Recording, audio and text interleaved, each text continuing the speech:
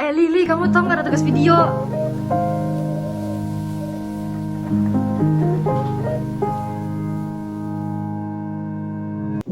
Assalamualaikum warahmatullahi wabarakatuh. Perkenalkan, nama saya Galih Abdardana dengan NPM 247053748. Saya dari kelas A4 program studi K3. Di sini saya akan menjelaskan apa saja tentang bahaya dan apa saja APD yang digunakan. Yang pertama ada kebisingan. Kebisingan mengacu pada dampak negatif yang ditimbulkan oleh paparan suara yang berlebihan. Jika kita terpapar suara kebisingan yang tinggi hingga melebihi 85 desibel, resiko yang diakibatkan adalah kita dapat kehilangan pendengaran. Contohnya, saat kita bekerja di area konstruksi, alat apa aja sih yang menyebabkan kebisingan? Ada alat bor, pemecah beton, atau mesin penggali. Untuk mencegah bahaya kebisingan, kita harus menggunakan APD atau alat pelindung diri. Apa aja sih APD yang digunakan untuk mencegah bahaya kebisingan? Yang pertama ada earplug.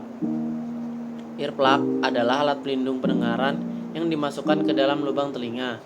Earplug biasanya terbuat dari bahan seperti busa, karet, silikon, atau plastik lunak yang dirancang untuk menyesuaikan bentuk saluran telinga. Apa sih fungsi earplug? Earplug berfungsi mengurangi intensitas suara masuk ke telinga, sehingga mencegah kerusakan pendengaran akibat paparan kebisingan berlebih. Yang kedua ada earmuff. Earmuff terdiri dari bantalan lembut yang menutupi telinga sepenuhnya, dan biasanya terhubung dengan penyangga berbentuk ikat kepala yang dapat disesuaikan. Earmuff sering digunakan dalam lingkungan kerja atau aktivitas yang memiliki tingkat kebisingan tinggi. Selanjutnya iklim kerja. Iklim kerja merujuk pada kondisi lingkungan kerja yang ekstrim, panas, dingin, kelembapan, atau sirkulasi udara yang buruk, yang dapat mempengaruhi kesehatan dan produktivitas pekerja. Apa saja bahaya jenis iklim di area kerja? Yang pertama ada iklim panas. Dapat menyebabkan heat stress, heat stroke, dehidrasi, atau kelelahan. Yang kedua ada iklim dingin. Beresiko menyebabkan frostbite, hipotermia, atau penurunan fungsi tubuh. Biasanya bahaya iklim kerja ini berpotensi di area apa saja ya? Yang pertama ada iklim panas. Area outdoor seperti pertambangan, konstruksi, perkebunan, atau kilang minyak. Yang kedua ada area indoor dengan sumber panas tinggi seperti pabrik baja atau dapur industri. Selanjutnya ada iklim dingin. Iklim dingin biasanya di wilayah pegunungan, ruangan pendingin, atau area bersalju. Apa saja sih APD yang digunakan pada iklim kerja? Untuk iklim panas, biasanya menggunakan pakaian pelindung panas, bahan yang ringan dan dapat menyerap keringat atau cotton base. Selanjutnya ada topi atau pelindung kepala, melindungi diri dari sinar matahari langsung. Selanjutnya ada hydration pack untuk menjaga cairan tubuh. Selanjutnya kacamata pelindung UV untuk melindungi mata dari radiasi matahari. Untuk iklim dingin menggunakan APD seperti pakaian thermal berlapis dan tahan air, sarung tangan insulated untuk mencegah frostbite, sepatu boot tahan dingin dengan bahan khusus untuk mencegah slip di area beku. Selanjutnya ada penutup kepala atau pelindung wajah untuk melindungi telinga, hidung, dan mulut. Selanjutnya ada pencahayaan. Pencahayaan merujuk pada resiko atau dampak negatif yang dapat ditimbulkan oleh pencahayaan yang tidak tepat atau berlebihan. Pencahayaan yang buruk atau berlebihan bisa menyebabkan berbagai gangguan fisik dan psikologis, seperti kelelahan mata, kecelakaan kerja, atau gangguan penglihatan. Contohnya saat kita bekerja di luar ruangan, saat matahari terik, dan pengelasan. Apa saja sih APD yang digunakan untuk melindungi mata dari cahaya? Yang pertama, ada kacamata hitam, kacamata anti radiasi, dan kaplas. Selanjutnya getaran. Getaran di tempat kerja bisa menimbulkan berbagai bahaya yang beresiko bagi kesehatan pekerja, seperti kerusakan pada sistem saraf. Getaran yang terus-menerus dapat menyebabkan gangguan pada sistem saraf, seperti gangguan peredaran darah, penurunan fungsi motorik, dan sensasi kesemutan atau mati rasa di tangan dan kaki. gangguan pada otot dan sendi. Getaran dapat menyebabkan cedera atau kelelahan otot dan sendi, serta meningkatkan resiko gangguan skeletal seperti sindrom carpal tunnel atau sakit punggung. Apa aja sih penyebab getaran?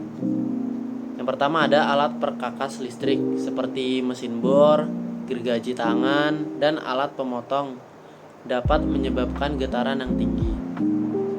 Selanjutnya ada alat konstruksi. Alat seperti jackhammer, mesin pemadat tanah, atau mesin pengeboran dapat menyebabkan getaran yang intens. Alat kendaraan yang berat, mesin pengangkut atau truk besar yang beroperasi di medan kasar dapat menghasilkan getaran. Selanjutnya ada mesin industri seperti mesin penggiling, kompresor, atau mesin pemrosesan lainnya yang berfungsi dengan kecepatan tinggi, sering menyebabkan getaran. Area kerja yang rentan terhadap getaran ada pada konstruksi, pertambangan, dan transportasi. APD apa sih yang digunakan untuk meredam getaran? APD yang digunakan adalah sarung tangan anti getaran, adalah sarung tangan yang dilengkapi dengan peredam. Selanjutnya radiasi. Bahaya radiasi merujuk pada potensi kerusakan yang dapat terjadi pada tubuh manusia akibat paparan radiasi yang berlebihan. Radiasi adalah energi yang dipancarkan dalam bentuk gelombang elektromagnetik atau partikel. Paparan radiasi dapat menyebabkan dampak kesehatan yang serius, seperti kanker, kerusakan genetik, kerusakan jaringan tubuh, atau gangguan fungsi organ.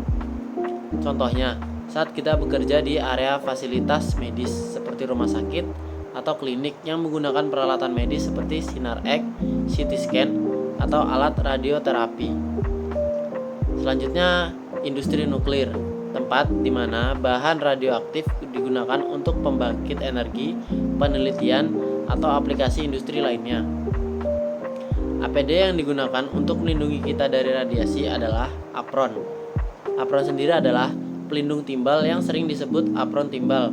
Digunakan untuk melindungi tubuh bagian depan dari paparan radiasi sinar X dan gamma. Selanjutnya ada sarung tangan timbal. Digunakan untuk melindungi tangan dari paparan radiasi langsung. Selanjutnya ada kacamata pelindung timbal. Digunakan untuk melindungi mata dari radiasi. Selanjutnya uap. Uap terutama dari bahan kimia berbahaya dapat menimbulkan berbagai bahaya bagi kesehatan dan keselamatan pekerja. Contohnya, saat kita bekerja di area industri, kimia, laboratorium, dan industri manufaktur. Apa resiko dari bahaya uap? Yang pertama ada iritasi saluran pernapasan. Menghirup uap dapat menyebabkan iritasi pada saluran pernapasan yang mengarah pada batuk, sesak napas, dan gangguan pernapasan jangka panjang. Yang kedua ada keracunan. Beberapa uap dari bahan kimia seperti pelarut organik atau bahan beracun lainnya bisa diserap ke dalam tubuh dan menyebabkan keracunan yang dapat merusak organ dalam seperti hati, ginjal, dan sistem saraf pusat. APD apa saja yang digunakan? Yang pertama ada respirator. Respirator yang dilengkapi dengan filter uap atau filter kimia yang untuk melindungi saluran pernapasan dari uap berbahaya yang dapat dihirup. Yang selanjutnya ada Googles. Sangat penting untuk melindungi mata dari uap yang menyebabkan iritasi atau kerusakan. Beberapa bahan kimia dapat menyebabkan luka bakar pada mata jika terkena uap. Selanjutnya sarung tangan kimia. Sarung tangan kimia yang tahan terhadap bahan kimia atau pelarut harus dipakai untuk melindungi kulit dari kontak langsung dengan uap atau cairan kimia menguap. Sarung tangan ini dapat mencegah penyerapan bahan kimia berbahaya melalui kulit. Selanjutnya sepatu safety. Sepatu pelindung yang kedap dan tahan terhadap bahan kimia dapat digunakan untuk melindungi kaki dari bahan kimia yang mungkin tumpah atau menguap. Yang terakhir ada overall. Dapat melindungi kulit dari paparan bahan kimia yang bisa menguap. Pakaian ini seringkali terbuat dari bahan tahan kimia dan berfungsi untuk melindungi tubuh dari kontak dengan uap atau cipratan bahan kimia. Selanjutnya adalah gas. Gas dapat berbahaya dalam berbagai bentuk, tergantung pada sifat-sifatnya, seperti sifat toksik, korosif, mudah terbakar, atau beracun. Resiko yang disebabkan oleh gas yang pertama adalah keracunan. Beberapa gas seperti karbon monoksida, amonia, hidrogen sulfida, dan gas beracun lainnya dapat menyebabkan keracunan serius jika terhirup dalam jumlah besar. Selanjutnya ada iritasi saluran pernapasan. Beberapa gas seperti klorin, amonia, dan asam klorida dapat menyebabkan iritasi pada saluran pernapasan. Paparan jangka pendek atau tinggi terhadap gas ini dapat menyebabkan yang pertama ada batuk, sesak napas, iritasi tenggorokan dan mata. Paparan gas berbahaya dalam waktu lama dapat menyebabkan kerusakan permanen pada sistem pernapasan. APD apa saja yang digunakan? Yang pertama ada respirator, yang kedua sarung tangan kimia, yang ketiga sepatu berbahan karet, dan yang terakhir coverall. Selanjutnya adalah debu. Debu adalah partikel kecil padat yang melayang di udara dan dapat dihirup oleh pekerja. Bahaya debu tergantung pada jenis dan ukurannya. Debu organik dari kayu, kapas, atau produk pertanian yang dapat menyebabkan gangguan pernapasan.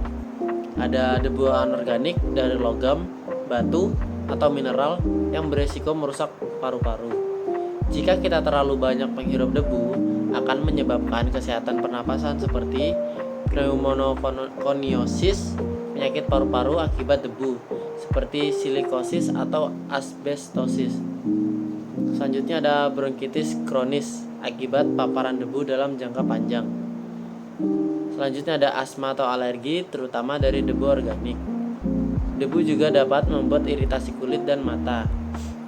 Area yang berpotensi bahaya debu apa saja? Ada industri pertambangan seperti penggalian batu, biji, atau mineral. Selanjutnya ada konstruksi seperti pemotongan, pengeboran, atau pengemplasan bahan seperti beton, kayu, atau batu bata. Selanjutnya ada industri manufaktur seperti produksi keramik, kaca logam, atau bahaya kimia. Selanjutnya ada pertanian. Proses penggilingan, pengemasan, atau penyimpanan hasil panen dapat menyebabkan debu. Dan yang terakhir, gudang atau silo, seperti penyimpanan bahan seperti tepung, biji-bijian, atau bahan serbuk lainnya. APD yang kita gunakan bisa meliputi masker, face shield, sarung tangan, dan sepatu anti-slip. Selanjutnya ada mikrobiologi. Mikrobiologi adalah cabang ilmu yang mempelajari mikroorganisme seperti bakteri, virus, jamur, dan protozoa. Dalam konteks pekerjaan, bahaya mikrobiologi mengacu pada resiko yang ditimbulkan oleh paparan mikroorganisme patogen atau penyebab penyakit terhadap pekerja.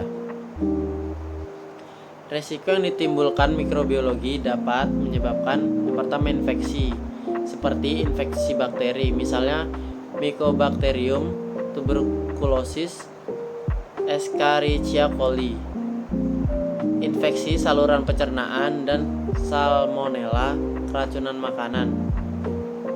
Selanjutnya ada virus seperti hepatitis, HIV, dan influenza. Selanjutnya ada jamur. Jamur dapat menyebabkan infeksi kulit atau gangguan pernapasan seperti aspergillosis. Selanjutnya ada protozoa, misalnya Plasmodium atau malaria, Giardia atau gangguan pencernaan.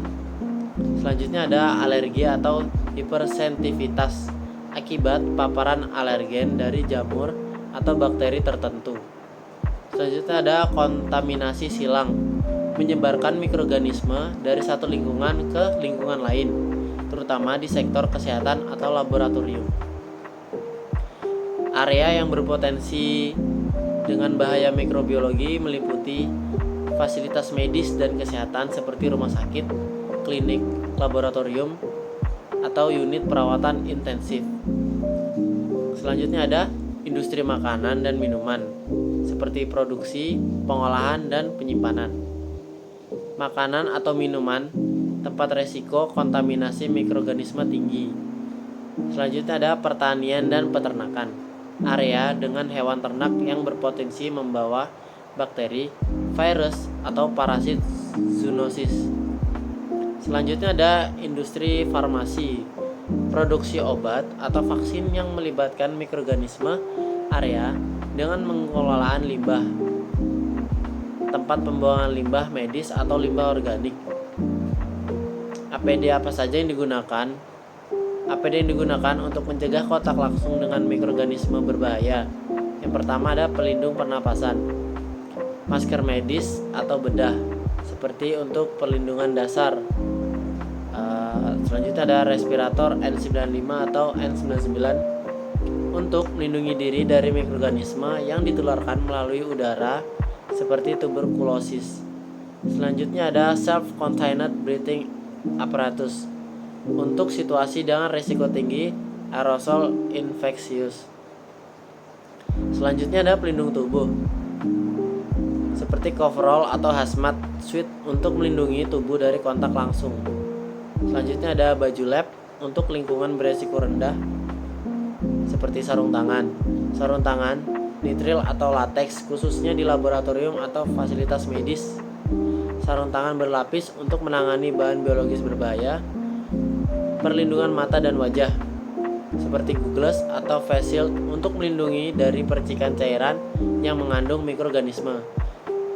Selanjutnya ada pelindung kaki seperti sepatu anti-slip atau sepatu boot untuk mencegah kontak dengan cairan terkontaminasi. Sekian penjelasan dari saya, kurang lebihnya saya mohon maaf. Wassalamualaikum warahmatullahi wabarakatuh.